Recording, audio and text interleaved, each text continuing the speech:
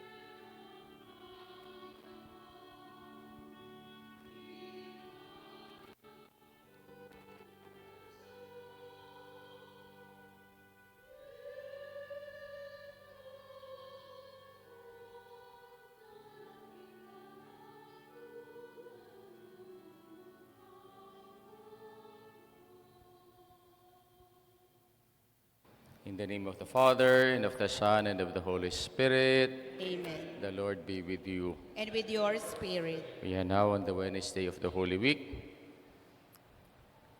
gathered together to celebrate the Eucharist. Let us now call to mind our sins and ask the Lord for His pardon and for His strength.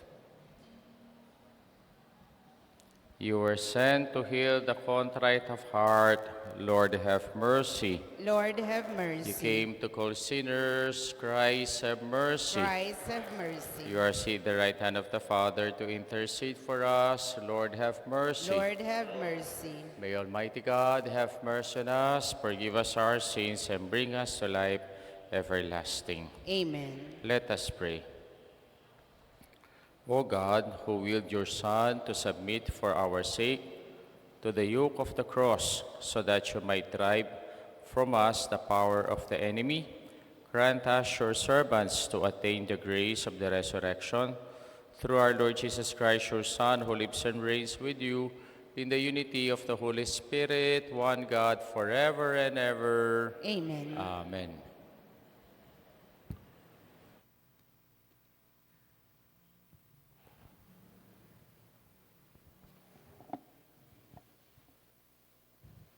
A reading from the book of the prophet Isaiah. The Lord God has given me a well-trained tongue, that I might know how to speak to the weary, a word that will rouse them. Morning after morning, he opens my ear that I may hear. And I have not rebelled, have not turned back. I gave my back to those who beat me, my cheeks to those who pluck my beard. My face I did not shield from the face and spitting. The Lord God is my help. Therefore, I am not disgraced. I have set my face like flint, knowing that I shall not be put to shame. He is near who upholds my right. If anyone wishes to oppose me, let us appear together. Who disputes my right? Let him confront me. See, the Lord is my help. Who will prove me wrong? The word of the Lord. Thanks be to God.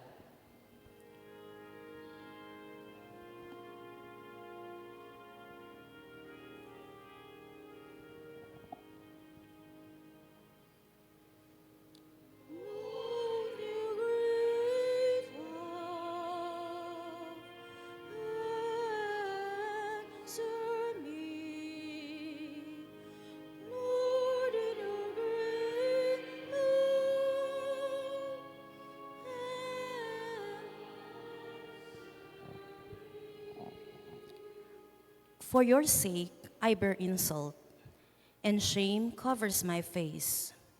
I have become an outcast to my brothers, a stranger to my mother's sons, because zeal for your house consumes me, and the insults of those who blaspheme, you fall upon me.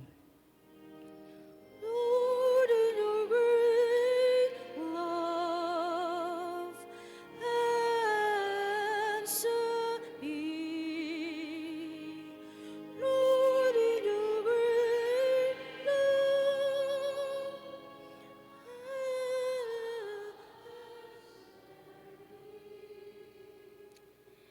insult has broken my heart, and I am weak. I looked for the sympathy, but there was none. For consolers, not one could I find.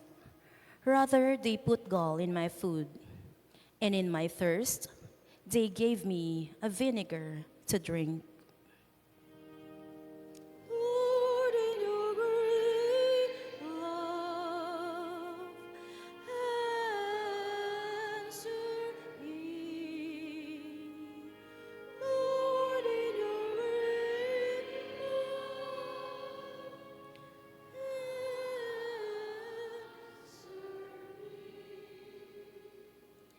I will praise the name of God in song, and I will glorify him with thanksgiving. See, you lowly ones, and be glad. You who seek God, may your hearts revive. For the Lord hears the poor, and his own who are in the beds, he spurns not. Lord, in your great love, answer me. Lord, in your great love, answer me. Please rise.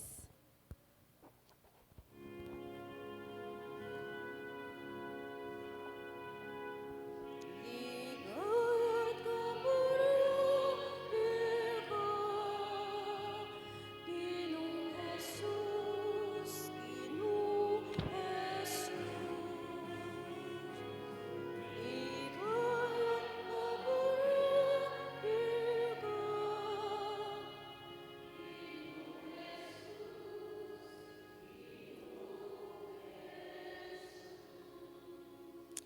Hail to you, our King. You alone are compassionate with our errors.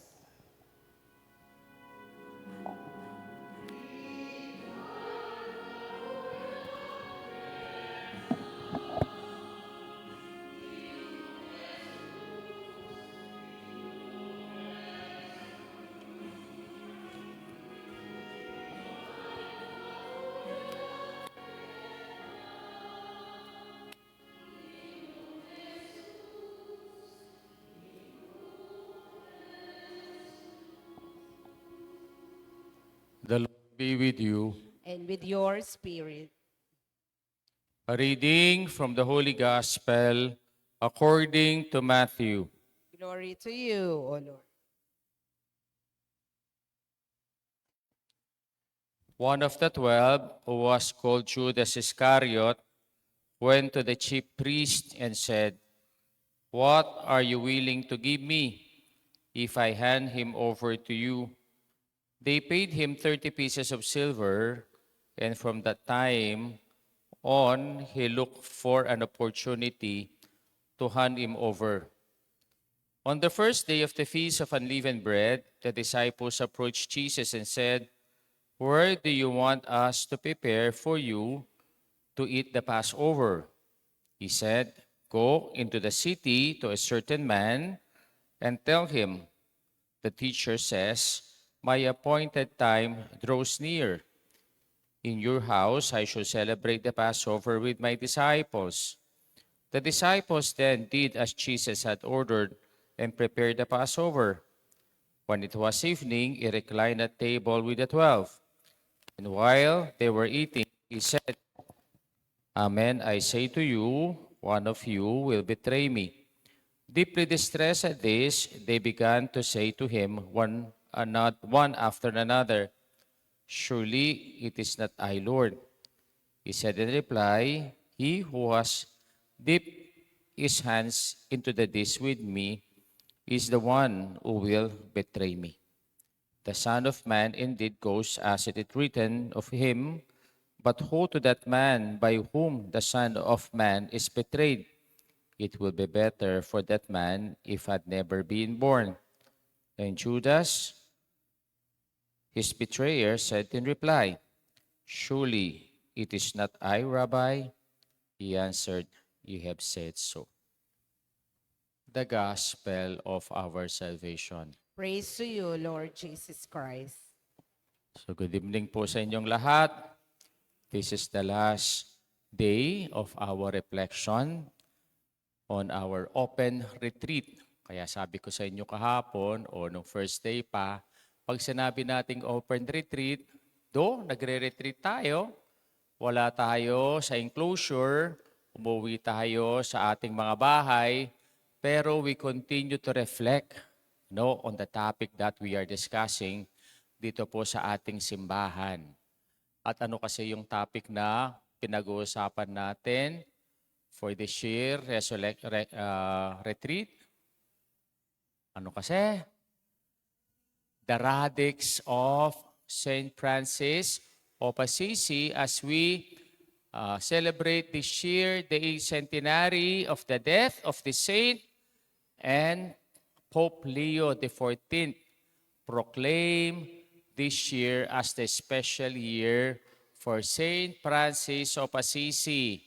Kaya ang sabi sa atin, kung daw tayo ay mag-pilgrimage in any church or shrine dedicated to St. Francis of Assisi this year, you will receive plenary indulgence. Kaya ito po yung pinag-uusapan natin sa ating retreat na ito. Kaya nag-start tayo. Ano kasi yung topic natin on the first day? Okay. Yung kanyang radical poverty. Kagabi, pinag-usapan natin is radical humility, and now, ang pag-usapan natin ay radical charity. Kaya yung salitang radix, means radical from the root. Kaya po, ito yung makikita po natin sa buhay ni St. Francis of Assisi. Hindi ba mayroon tayong kasabihan? Charity begins at home. Naniniwala kayo doon? Charity begins at home. Yung ating pong charity na ito ay nanggagaling sa bahay natin. At ano ba yung mga charity ito? Yung ating kagandahang loob, yung ating pagkamabuti, yung ating pagmamahal. Ito'y dapat nanggagaling sa bahay natin. Kaya yung first teacher ng bata, yung mga magulang, dapat kayo ang magturo ng kabutihan, pagmamahal, ng magandang asal sa mga anak ninyo. Hindi po yung mga teacher nila sa school ang magtuturo sa mga anak ninyo ng kabutihan, ng pagiging mabuting ugali, ng pagmamahalan. Kaya, charity begins at home. Pero, ano ba itong charity na ito? Lagi po nating iniisip, pag sinabi nating charity, it is all about love. Kaya po, ang gandun lang yung ating understanding of charity about love. Pero, ang isa daw sa pinaka-misuse words sa English language is the word love. Kasi, instead of saying like, we say love. For example, I love that car. I love that house. I love that bag.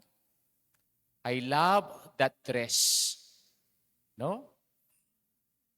Dapat ang sabihin natin, I like that house. I like that car. I like that bag. I like that dress. No? Bakit? Yung bang mga bagay na ito ay pwedeng makipag-relate sa atin? Bakit sinasabi natin, I love instead of saying, I like? May mga reasons daw bakit yung salitang love ay isa sa pinaka-misuse words o word in the English language. Ano yung mga reasons na ito? First reason, no, love today is very subjective. Bakit subjective? Kasi I love you because you are my brother, you are my sister, you are my best friend. I love you because you are my girlfriend or my boyfriend. Kaya po, yung pong love, no, subjective ngayon.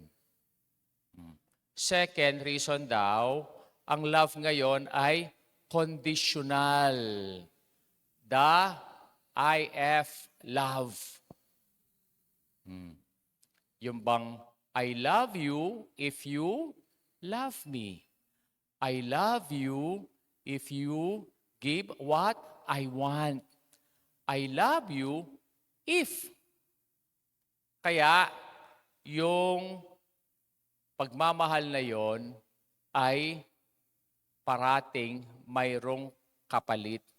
Ito ay conditional love. Mamahalan kita if. Alam nyo, sa Gen Z daw ngayon, mayroong isang kahulugan ng love. At ano daw yung love na yon? Situational love. Kayo pong matatanda dito, narinig nyo na ba yung situational love? No? Yung love na walang relationship, but they consider that as love. No? Kaya lang, depende.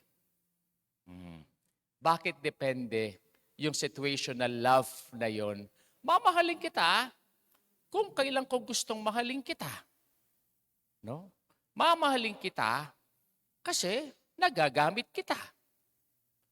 Mamahalin kita kasi may naibibigay ka sa akin. Actually, hindi lang lamang po sa Gen Z nangyayari yun, kahit sa atin eh. Yung love na mayroong gamitan. No? Kaya ngayon, frequent itong makikita natin ito. No? Yung situational love. No?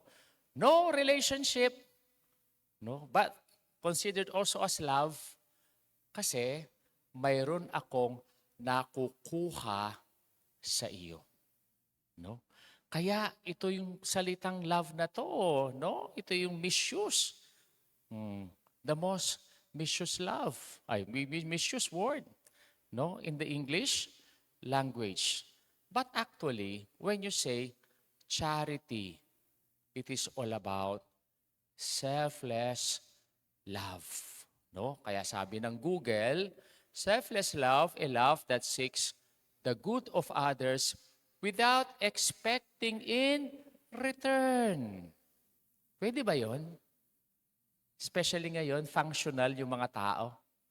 No? Yung magmahal ka na walang kapalit. Parang masyadong ideal, no? Pag sinabi natin yung salitang charity, it is all about selfless love. This is the kind of love that reflects God's own love. For Saint Francis of Assisi, this kind of love is his radical charity. No? It is all about his radical charity. At kailan po nag-start itong kanyang radical charity na ito? Minsan po, siya'y nakasakay sa kanyang kabayo at may nakita niya yung pong taong may ketong. At itong taong may ketong na ito po ay kinakatakutan nila sa kanilang lugar at walang nagmamahal at walang no nag-accept dito po sa taong ito, no? Pero sa grasya ng Diyos, bakit bumaba siya doon sa kanyang kabayo at nilapitan niya itong taong may ketong na ito? Hindi niya lang po nilapitan, kundi ito in-embrace niya. No? Kaya ito yung kanyang nag-umpisa, yung kanyang radical charity. Kaya para sa kanya, yung radical charity is not only giving things, but it is all about giving self. Kasi kala natin charitable tayo, madali tayong magbigay no, sa pangangailangan ng iba. Pero ang tanong, sa pagbibigay ba natin iyon, hindi ba natin binibigay lang kung ano yung portion sa atin? O kaya yung surplus sa atin? At hindi naman natin binibigay talaga kung yung buong sarili natin. No? Kaya po, para sa kanya, no, he did not ask, how much must I give? But rather, how much I can love. No? Hindi siya nagkukwenta sa kanyang pagmamahal. Lalong-lalo na kung ito ay binibigay niya ng buong buo. Kaya po, para sa kanya, walang kwenta, no? Kung ano man ang ibibigay niya, kundi buong buo niyang itong ibinibigay without counting the cost. Kaya kung titingnan natin yung gospel natin, ito po yung nangyari sa ating Panginoon. Ito yung pinakamasakit na karanasan na nangyari sa buhay niya. Mas masakit pa to sa kanyang crucifixion eh. Kasi crucifixion is more of physical pain, but betrayal is more emotional pain. Bakit betrayal is an emotional pain?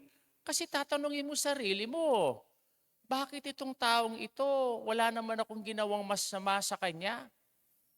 Napakalapit ko sa kanya. No? Kaibigan ko siya, pinagkakatiwalaan ko siya. Pagkatapos, pagtataksilan niya lang pala ako. Hindi ba napakasakit nun?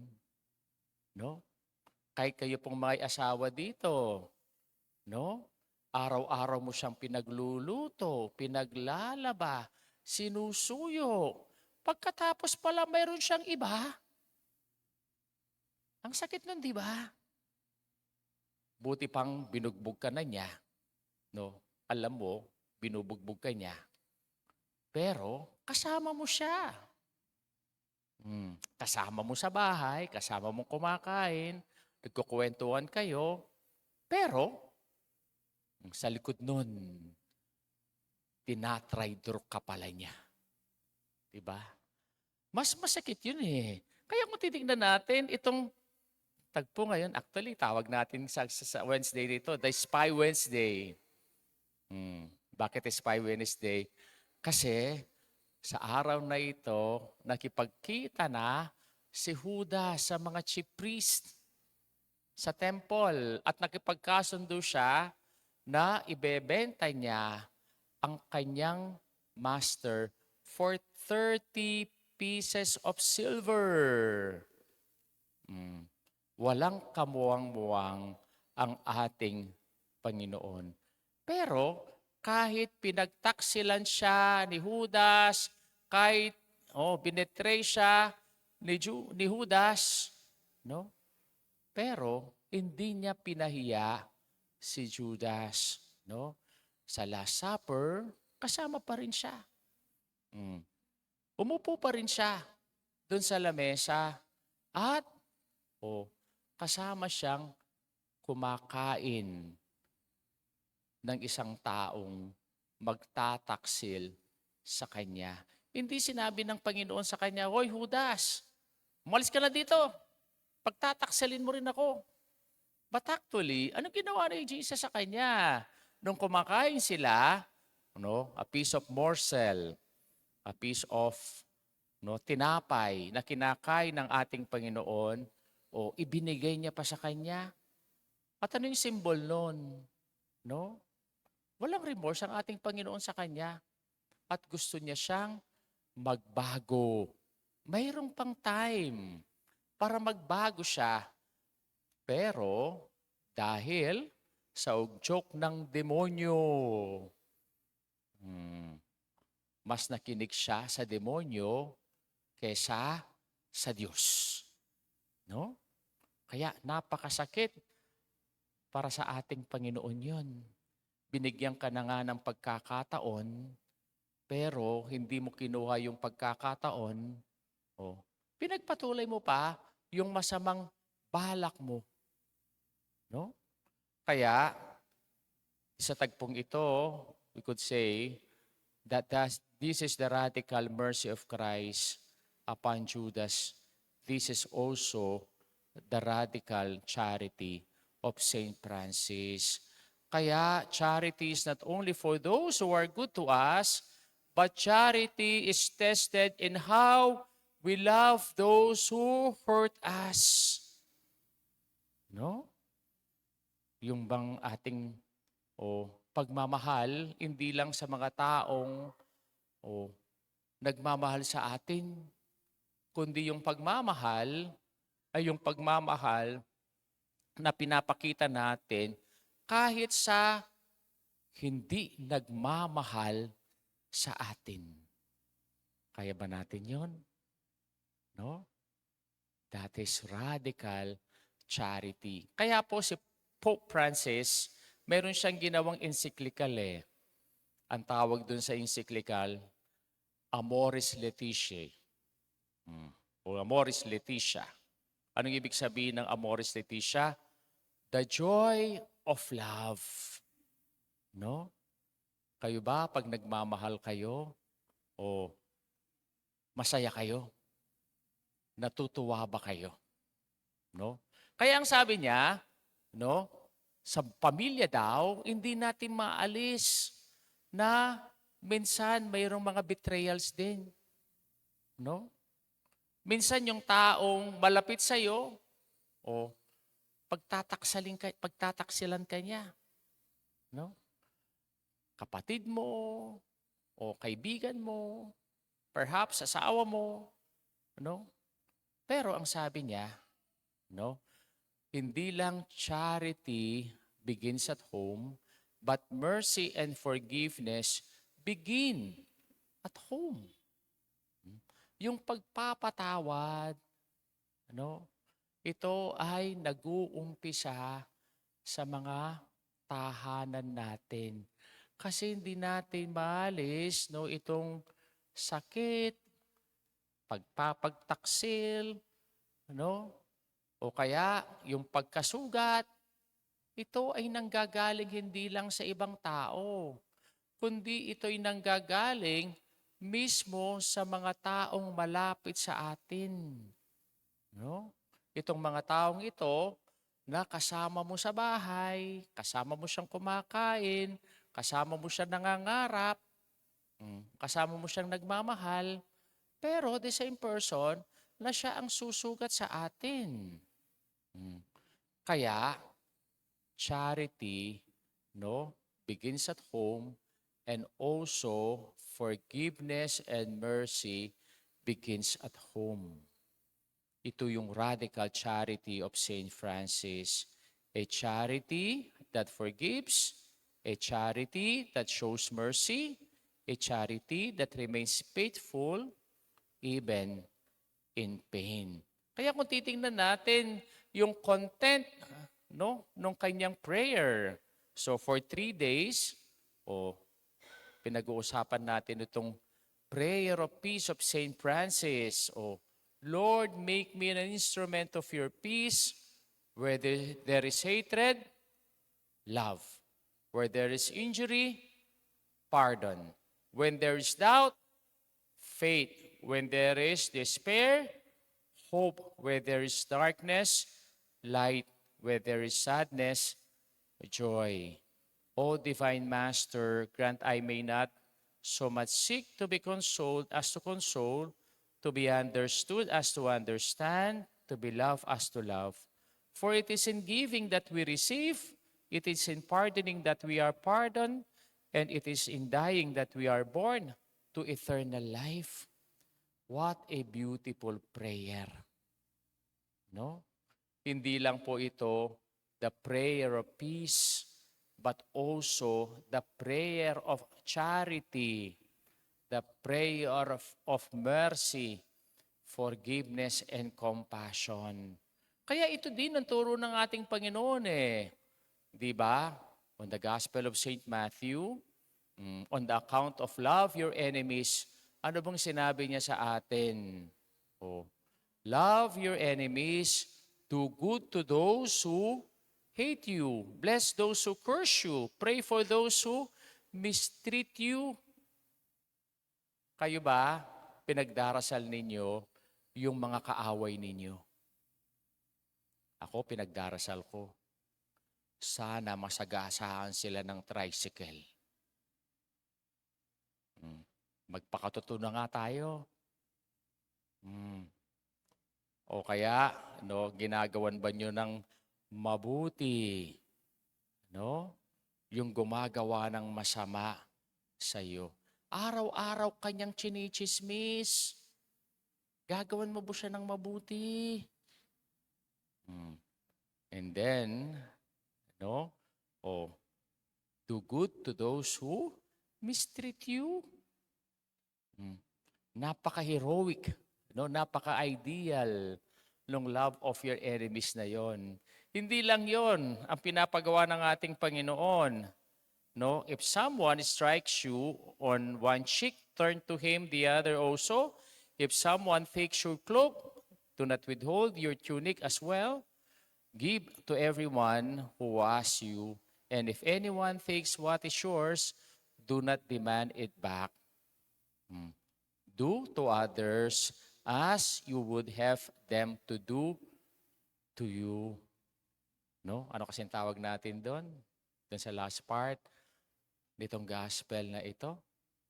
Nakalimutan ko na kung yung tawag natin doon. Okay.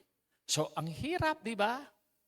Pero, St. Francis embraced it as part of his radical charity. Alam niyo ho ba, anong kailangan ng mundo ngayon? Especially, yung gera sa Middle East. Hindi po kapayapaan ang kailangan ng mundo ngayon.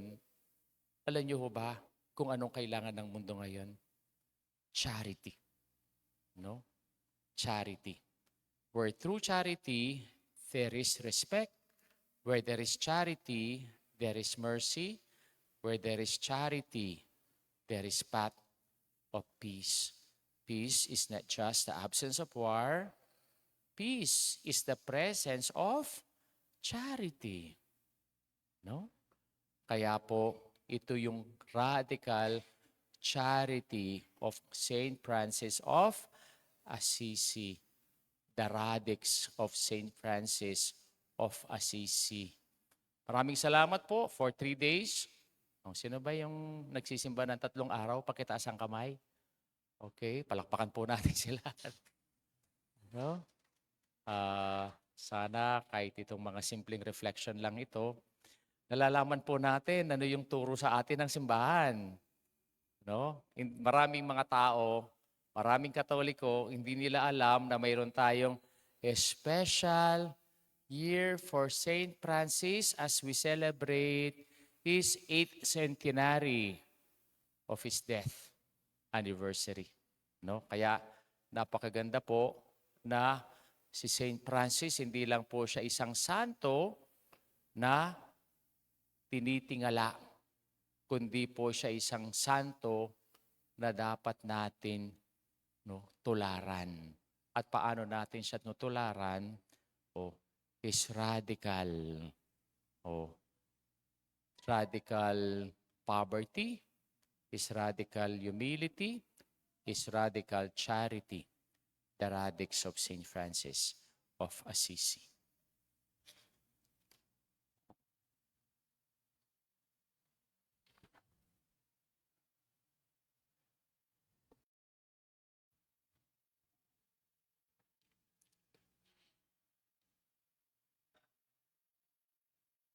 As we approach Good Friday with confidence in loving God, let us recall the saving action of Jesus, His servant.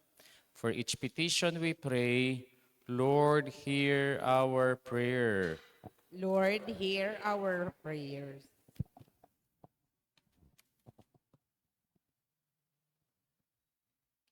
That those who suffer unjustly may receive God's comfort through clean conscience. Let us pray to the Lord. Lord, hear our prayer.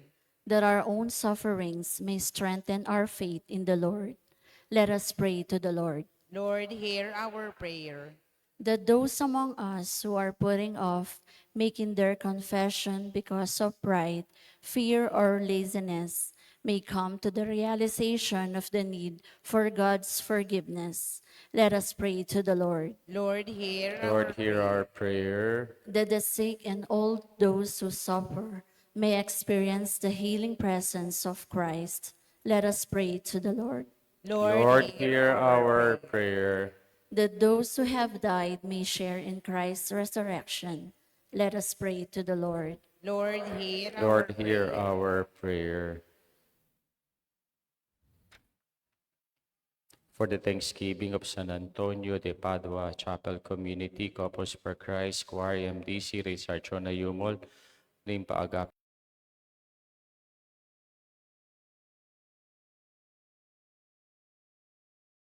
For the souls of Jose Roman Sr. Jr. Antonio Laminada, Juanita, Alejandra, Tess Lagman, let us pray to the Lord.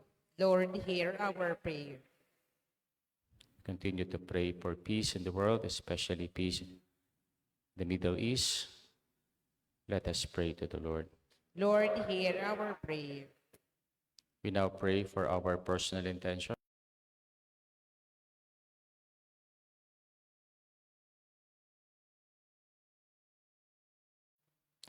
Lord our God, even if we are unfaithful, remain faithful, because you cannot deny yourself and your love for us. Through the Paschal mystery of our Lord, help us to rise from our failures and make us capable of new holiness. Through Christ our Lord. Amen. Amen.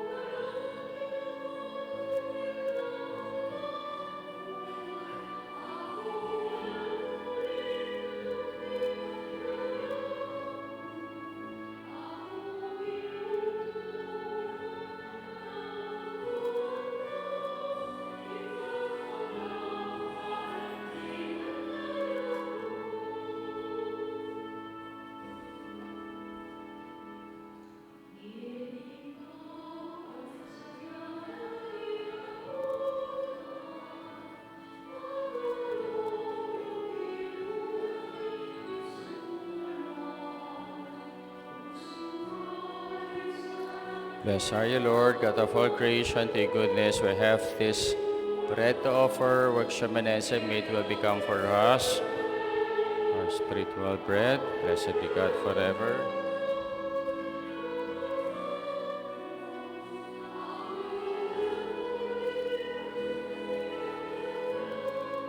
Blessed are you, Lord God of all creation. To your goodness we have this wine to offer. The wine which the man have made become for us our spiritual drink.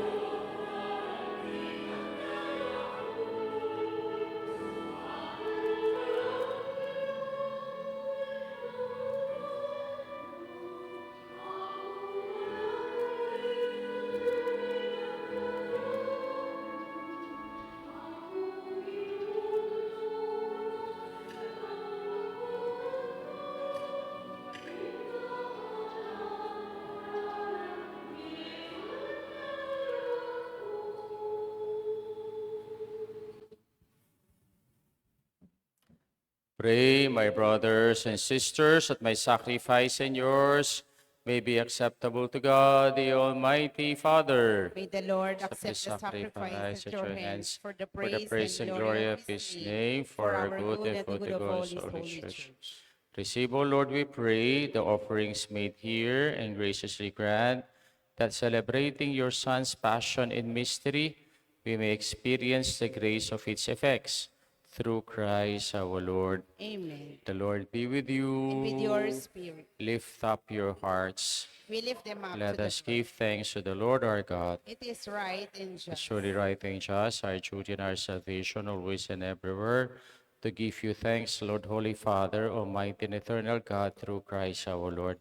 For the days of His saving passion, the glorious resurrection are approaching, by which the pride of the ancient foe is vanquished, and the mystery of our redemption in Christ is celebrated.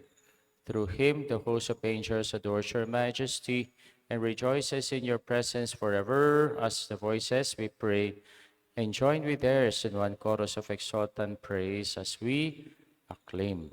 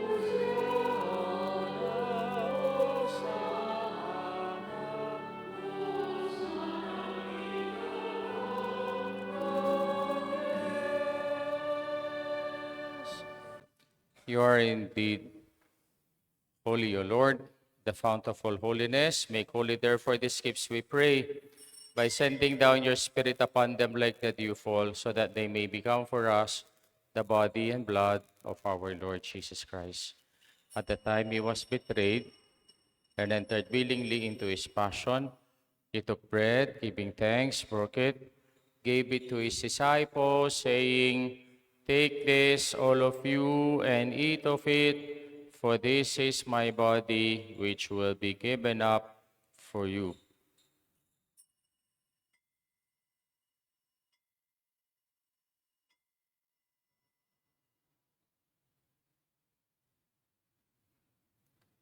In a similar way, when supper was ended, He took the chalice, and once more giving thanks, He gave it to His disciples, saying, "Take this, all of you, and drink from it, for this is a chalice of my blood, the blood of the eternal covenant, which will be poured out for you and for many for the forgiveness of sins. Do this in memory of me."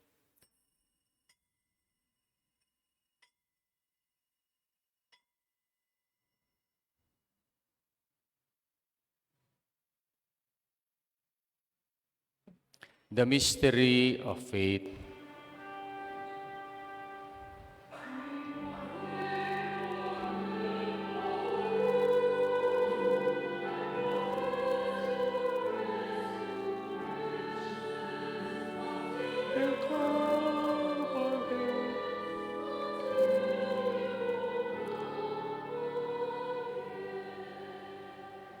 Therefore, as we celebrate the memorial of his death and resurrection, we offer you, Lord, the bread of life and the chalice of salvation, giving thanks that you have held us worthy to be in your presence and minister to you.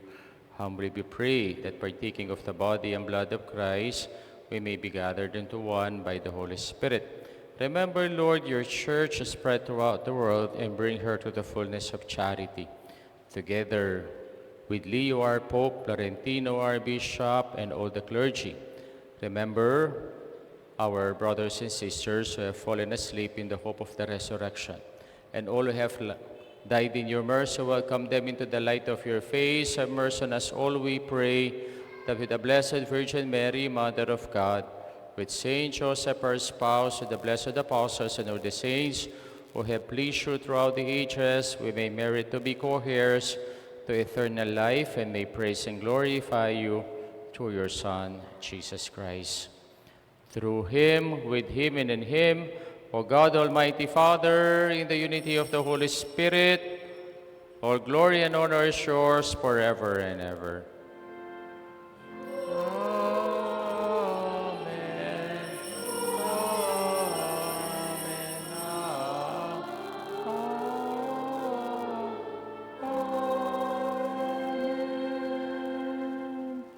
We now pray the Lord's Prayer.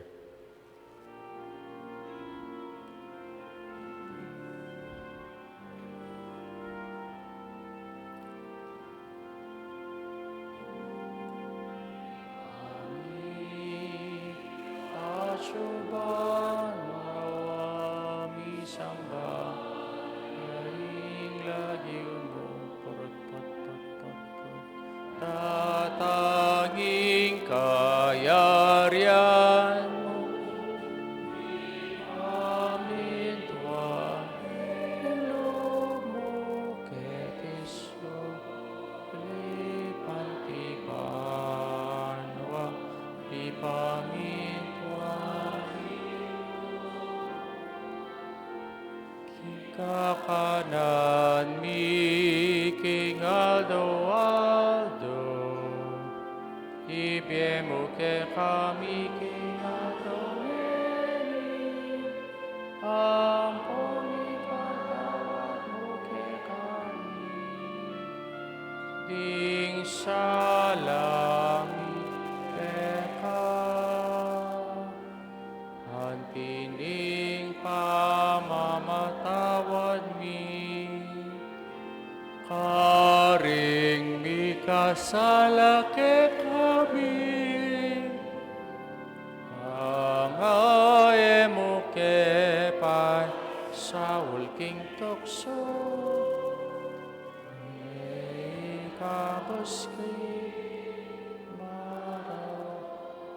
Deliver us, Lord, we pray, from every evil. Graciously grant peace in our days, that by the help of your mercy, we may be always free from sin and safe from all distress, as we await the blessed hope in the coming of our Savior, Jesus Christ. For the kingdom, the power, and the The glory are are yours now and forever. Lord Jesus Christ, you said to your apostles, peace I leave you, and my peace I give you. Look not on our sins, but on the faith of your church. And graciously grant her peace and unity in accordance with your will, who live and reign forever and ever. Amen. The peace of the Lord be with you always. And with your spirit. Let us now offer each other the sign of peace. Kapayapaan po kayo kayongan. Lamb of God, You take away the sins of the world, have mercy on us. Lamb of God, you take away the sins of the world, have mercy on us. Lamb of God, you take away the sins of the world, grant us peace.